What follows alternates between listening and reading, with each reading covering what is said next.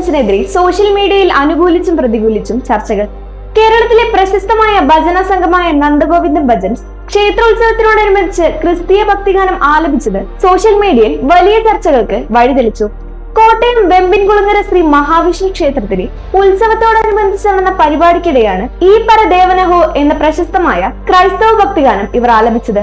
നന്ദഗോവിന്ദം ഭജൻസിന്റെ ഈ നടപടിയെ മതസൗഹാർദ്ദത്തിന്റെ ഉദാത്തമായ ഉദാഹരണമായി ഒരു വിഭാഗം നെറ്റിസൺസ് പുകഴ്ത്തി.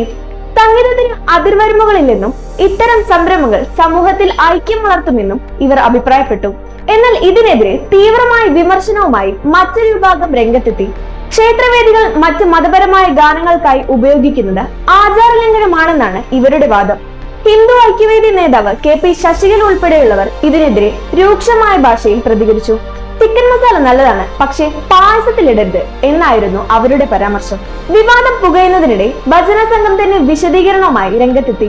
ക്ഷേത്ര പുനർനിർമ്മാണത്തിന് സഹായം നൽകിയ ഇതര മതസ്ഥരായ ആളുകളോടുള്ള നന്ദി സൂചകമായി സംഘാടകരുടെ അനുമതിയോടെയാണ് ഗാനം ആലപിച്ചതെന്ന് അവർ വ്യക്തമാക്കി. ആരുടെയും വികാരങ്ങളെ വ്രണപ്പെടുത്താൻ തങ്ങൾക്ക് ഉദ്ദേശമില്ലെന്നും സംഗീതം വഴി നന്ദിയും ആദരവും പ്രകടിപ്പിക്കുക മാത്രമാണ് ചെയ്തതെന്നും അവർ കൂട്ടിച്ചേർത്തു. സോഷ്യൽ മീഡിയയിൽ ഇപ്പോഴും ഈ വിഷയത്തിൽ ചേരിതിരിഞ്ഞുള്ള പോരുകൾ തുടരുകയാണ്. വീഡിയോ വൈറലായതോടെ സൈബർ ആക്രമണങ്ങളും അഭിനന്ദന പ്രവാഹങ്ങളും ഒരുപോലെ ഗ്രൂപ്പിനെ തേടിയെത്തുന്നുണ്ട്.